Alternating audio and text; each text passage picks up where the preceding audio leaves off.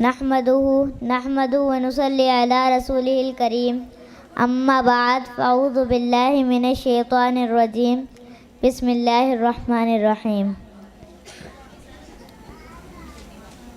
ایک بار درود شریف کا نذرانہ پیش کریں، پڑھے باوازِ بلند اللہ رب محمد صلی اللہ علیہ وسلم نحن عباد محمد صلی اللہ علیہ وسلم۔ آج میری تقریر کا عنوان نعمت عظمیٰ رسول اللہ صلی اللہ علیہ وسلم۔ وَأَمَّا بِنِعْمَةِ رَبِّكَ فَحَدِّثْ، اور اپنے رب کی نعمتوں کا خوب چرچا کرو۔ اللہ تعالیٰ ارشاد فرماتا ہے وَاذْكُرُوا نِعْمَةَ اللَّهِ عَلَيْكُمْ، اور یاد کرو اللہ کا احسان اپنے اوپر۔ حاضرین، اس آیت طیبہ سے معلوم ہوا اللہ تعالیٰ کی نعمتوں کو یاد کرنا اور ان کا خوب چرچا کرنا اللہ تعالیٰ کی خوشی اور رضا کا ذریعہ ہے۔ اور نعمت عظمیٰ رسول اللہ صلی اللہ علیہ وسلم کی جس دن ولادت ہوئی اس دن عید منانا، چراغاں کرنا، اس آیت کریمہ پر عمل ہوا۔ اللہ تعالیٰ ارشاد فرماتا ہے وَذَكِّرْهُمْ بِأَيَّامِ اللَّهِ، اور ان کو اللہ تعالیٰ کے دن یاد دلاؤ۔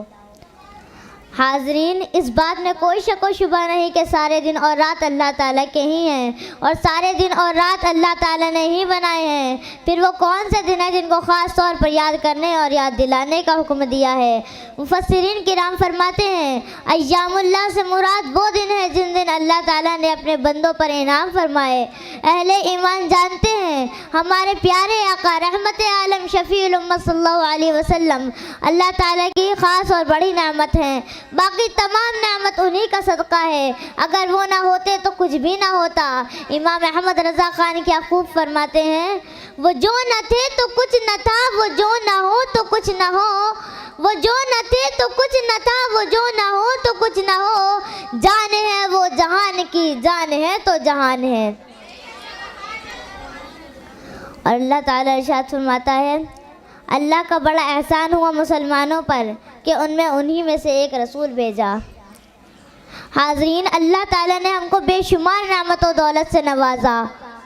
زمین کو ہمارے لیے بچھونا، آسمان کو چھت بنایا، باران رحمت نازل فرما کر زمین سے طرح کے میوہ جات کو اگایا۔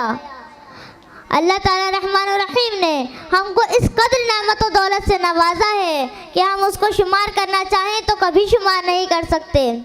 اللہ تعالیٰ ارشاد فرماتا ہے وَإِن تُعِدُّوا نِعْمَةَ اللَّهِ لَا تُحْصُوهَا، اور اگر تم اللہ تعالیٰ کی نعمتوں کو گنو تو ہرگز شمار نہ کر سکو گے۔ اللہ تعالیٰ کا یہ خاص کرم ہے کہ اس نے ہمیں انسان بنایا، پھر مسلمان کیا، اور سب سے خاص کرم یہ ہے کہ اس نے اپنے محبوب کا امتی بنا دیا۔ اللہ تعالیٰ نے ہم کو بے شمار نعمت و دولت سے نوازا، مگر کسی نعمت عطا کرنے کے بعد یہ نہیں فرمایا اے بندے میں نے تجھ پر احسان کیا۔ اللہ تعالیٰ نے دیکھنے کے لیے آنکھ عطا کی، لیکن کبھی یہ نہیں فرمایا اے بندے میں نے تجھ پر احسان کیا۔ اللہ تعالیٰ نے سوچنے سمجھنے کے لیے عقل عطا کی، لیکن کبھی یہ نہیں فرمایا اے بندے میں نے تجھ پر احسان کیا۔ غور کریں، لیکن جب اپنے محبوب صلی اللہ علیہ وسلم کو مبعوث کیا تو اللہ تعالیٰ ارشاد فرماتا ہے میں نے مومنوں پر احسان کیا، یعنی ان میں اپنا رسول بھیجا۔ اور آقائے کائنات آئے تو کل جہان کے لیے ہیں، لیکن قرب خاص صرف مومنوں کے لیے ہے۔ اللہ تعالیٰ ارشاد فرماتا ہے میں نے مومنوں پر احسان کیا، اذ بعث فیہم رسولا، یعنی ان میں اپنا رسول بھیجا۔ اور اہل ایمان جانتے ہیں ہم غریبوں کے طبیب رحمت عالم صلی اللہ علیہ وسلم ہم میں موجود ہیں، اور وہ حاضر و ناظر ہیں اور ہماری جان سے زیادہ ہم سے قریب ہیں۔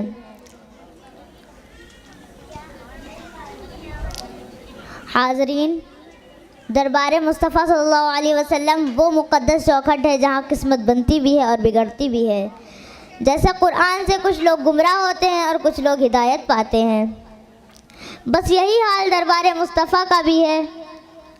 کون نہیں جانتا حضرت بلال ایک حبشی غلام تھے، نہ کوئی عزت تھی نہ کوئی وقار، لیکن جب یہی بلال حضور صلی اللہ علیہ وسلم کی مقدس چوکھٹ سے چمٹے تو ان کی قسمت اس طرح بن گئی کہ جب وہ مدینہ کی گلیوں سے چلتے تو وہ جنتی صحابہ جن کی آنکھوں میں نور بصارت کے ساتھ نور بصیرت بھی تھا، جب وہ حضرت بلال حبشی رضی اللہ تعالیٰ عنہ کو دیکھتے تو زبان حال سے یہ پکار اٹھتے تھے، بدر اچھا ہے فلک پر نہ ہلال اچھا ہے، بدر اچھا ہے فلک پر نہ ہلال اچھا ہے، چشمے بنا ہو تو دونوں سے بلال اچھا ہے۔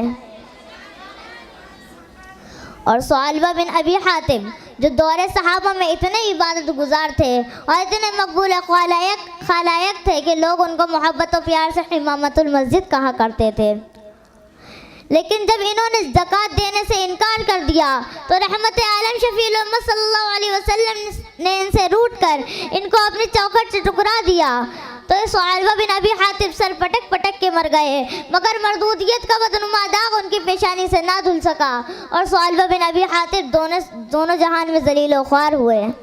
اللہ اکبر، کسی نے کیا سچ کہا ہے، خدا کا قہر ہے ان کی نگاہ کا پھرنا، خدا کا قہر ہے ان کی نگاہ کا پھرنا، گرا جو ان کی نظر سے سنبھل نہیں سکتا۔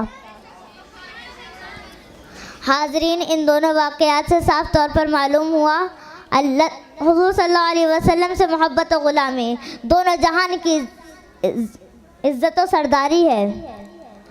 ڈاکٹر اقبال نے کیا خوب کہا ہے، کی محمد سے وفا تو نے تو ہم تیرے ہیں، کی محمد سے وفا تو نے تو ہم تیرے ہیں، یہ جہاں کیا چیز ہے لوح و قلم تیرے ہیں۔ اور حضور صلی اللہ علیہ وسلم سے بغض و عداوت دونوں جہان کی ذلت و خواری ہے۔ امام احمد رضا خان کیا خوب فرماتے ہیں، جو تیرے در سے یار پھرتے ہیں در بدر یوں خوار پھرتے ہیں، اور ورق تمام ہوا مدح باقی ہے، ورق تمام ہوا مدح باقی ہے، ایک سفینہ چاہیے بحر بے کراں کے لیے۔ وما علینا الا البلاغ۔ السلام علیکم ورحمۃ اللہ وبرکاتہ۔